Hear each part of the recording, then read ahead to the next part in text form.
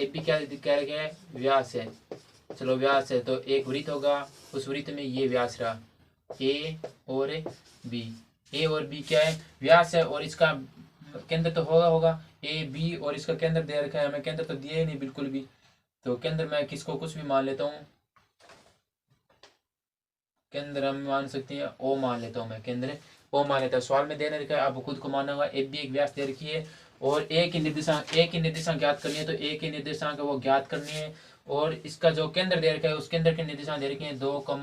-3, और बी के निर्देशांक दे रखे हैं 1, 4। निर्देशांक अपन दे रखे, तो आ निर्देशांक अपन सीधो काट सकेंगे। अब ए गो और आंगुज को निर्देशांक दोनों ज्ञात करना है। तो अब देखो ओ वृत्त है, ये वृत्त को व्यास है ए बी और केंद्र है ओ, तो उसको ए दो बिंदु पीछे अपन सवाल कर चुके हैं, हिस्सा के मध्य बिंदु है ए और बी, अंग मध्य बिंदु कौन है ओ है, तो मध्य बिंदु के निर्देशांक का सूत्र लगेगा। तो सूत्र लगाऊंगा, देखो मध्य बिंदु के निर्देशांक यूं कटेगो। हालांकि आप दूरी सूत्र तो आप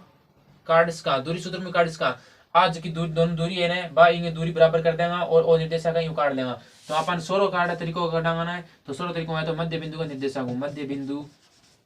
के निर्देशांक, मध्य बिंदु के निर्देशांक ज्ञात करना हो, क्या सूत्र हो, x बराबर में x1 प्लस में x2 बटेगा -2, और y को क्या हो, y बराबर में y1 प्लस में y2 बटेगा -2। y का तो इंगा इतना बाद में आप देखो मान रखो हमें x बराबर में, x को मान दे रखिए, x को मान है x और y, ये मध्य बिंदु का निर्देशांक है 2, -3 दे रखिए, और x1 और x2 और y1 और y2 देखो इंगा जो पहले निर्देशांक x1 और इन्हें y1, इन्हें x2 और ओ y2 नाम दे दिया। दोनों देने के बाद में x1 और x2 अंग मान रख दो। देखो x को मान अपन दे रखे ना, ओ x को मान रहे 2, ओ ले 2 बराबर में x1 को मान है वो x1 ही है, अपन ज्ञात को नहीं, तो x1 रख देंगे अपन, जो 18 रखना चाहो इसी, तो भी x1 रख दो, x1 और y1 सीधा रख दो। तो x1 को मान कोई नहीं, x2 को मान 1 है, प्लस में 1 बट्टा का -2, फिर y को मान दे रखे ना -3, तो -3 बराबर में y1 में मान की तो है y1 ही है, प्लस में y2 को मान है 4, ऊपर देख लियो y2 बटा -2। अब पक्षांतर कर दिया, मान काटा, तो देखो इली साइड में 2 भाग में इली साइड में भेजूंगा, गुणा आ जाएगा, तो 2 × 2 कितना जगह 4 हो जाएगा। इली साइड में क्या बचियो x1 प्लस में 1, तो 1 ना इली साइड प्लस में इली साइड में ले आओ तो माइनस में जाओगे, तो x1 1 रखाऊंगा तो 4 माइनस का 1 हो जाएगा, तो x1 को माना जाओगे 3, तो x1 को मान तो कितना आ गयो 3 आ गयो। एक सवाल और देखो, इन इली साइड में इन और भेजाएंगे सकेंगे, तो इन और भेजाऊंगा, तो y1 प्लस में 4 बराबर में, और 2 भाग में ने इन इली साइड में ले आऊंगा तो गुणा में जाओगे, तो कितना जाएगा माइनस का 6 की -6, 2 ने इली साइड में 2 ने 3 गुण 6 और माइनस को चिन्ह रख। फिर इली साइड में y1 जब सारे गुण 4 है ने, तो 4 ने दूसरी साइड भेजाऊंगा, तो 4 ने दूसरी साइड माइनस हो जाए, तो माइनस का कितना हो गया 10 हो गया कि इली साइड में माइनस के 4 हो जाएगा, माइनस तो माइनस ही रह जाएगा, और 4 और 6 की जगह जुड़ जाएगा, तो जुड़ने पर 10 हो जाएगा। तो y1 को मान के तो आ गया -10। तो इन का निर्देशांक अब है 8 लिख देंगे, अतः एक ही निर्देशांक है,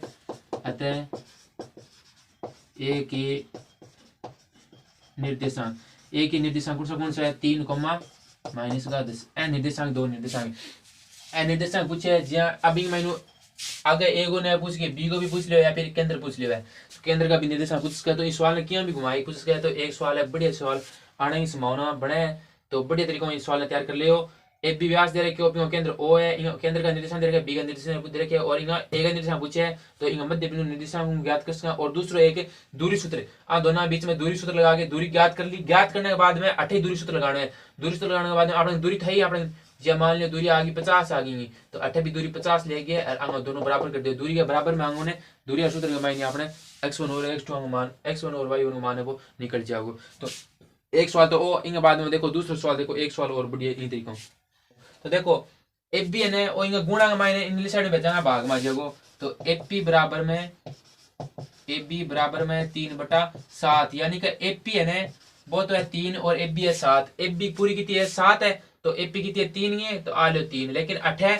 पूरी 7 है, 7 में 3 आ गई, तो आ कितनी बचेगी, 5 में टूट गई, 5 में टूटी कौन 4 में टूट गई, टूट गई ने पूरन जोड़ेगा तो 4 और 3 7 होगी, तो एफ बी पूरी 7 की है, एफ पी अगर 3 ही है, तो आप जो पी बी है बाकी क्या होगी 4 की होगी, तो आपने क्या गयो अनुपात आ गयो। तो अनुपात आने के बाद में देखो m1 गुमान तो 3 है और m2 गुमान है वो 4 है। अब देखो सीधे बढ़िया एकदम आराम काट ले। तो अनुपात सूत्र लगाओगे, अनुपात सूत्र की हो, अनुपात सूत्र हो x बराबर में m1 x2 प्लस में m2 x1 बट्टा का माइन m1 प्लस में m2 ओलियो। y को और काटेंगे, y को और देखो y को और शाखा ले लिया तो m1 y2 प्लस में m2 y1 बट्टा का माइन m1 प्लस में m2 ए दोनों आ गया। दोनों आने बाद में देखो अब कर दो हल। m1 को मान कितना है 3 के, तो जो x बराबर में मान रखो है 3, m1 को मान 3, x2 को मान कितना है आगे नीचे x1 और x2 लिख लियो, x1 और y1 अठे x2 और y2 रख दिया। x2 को मान कितना है 2 के, तो और गुणा का मान 2 प्लस में m2 को मान है 4 गुणा का मान y1 को मान है माइनस को 2, तो और माइनस को 2 बट्टा का मान दोनों अनुपातों योग कितना होगा 7 आओगे 7 आओगे। तो y का भी मान रख दियो, m1 को मान है 3 इंटू का मान y2 को मान कितना है y2 को मान है 8 और ये माइनस को 4 और माइनस को 4 रहे हो प्लस का मान m2 को मान है 4, तो और 4 गुणा मान y1 को मान कितना है माइनस को 2 और ये माइनस को 2 अनुपातों योग है 7। आगे इनके बाद में देखो आगे को अनुगुणा करके आगे लिखूं मैं 3 ने 2 गुण कर 6 प्लस में जगह माइनस का 8,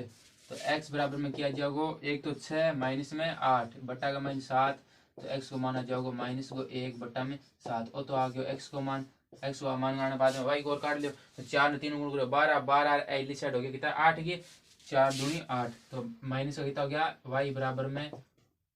माइनस का 12 और माइनस का ही 8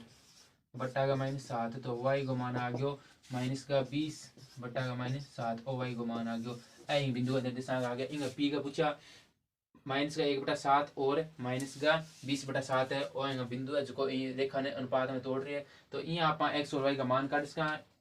बिंदु देगी पापा अनुपात पूछ के तो किया तरीकों वो सवाल है बथने आराम हो जाना चाहिए। पीछे सारा यहाँ मैं टाइप बता दिया ये प्रश्नावली मुँह की को सारो को बता दियो। इन अलावा मैं थाने बता दियो वो एक देखो अनुपात और देख लो वो के 3 भाग में तोड़ने का दे 4 भाग में तोड़ने का दे, तो 3 भाग में तोड़ने का दे बने तो थाने एक रेखाखंड देड़ मिलेगा वो और एक खंड ए और बी। इन्हें 3 भाग में तोड़ने कितने भाग में तोड़ने 3 भागों में तो 3 भाग में तोड़ांगा 3 भाग ही लिखूं मैं, एक भाग एक और एक 2 क्या है 1 और 3, तो देखो 1 भाग हो रही हो 2 भाग 3 भाग हम तोड़ दिए ने। तो अब इसको P और Q यानी कि जिसका बिंदु है 2 P और Q आंग निर्देशांक ज्ञात करना है।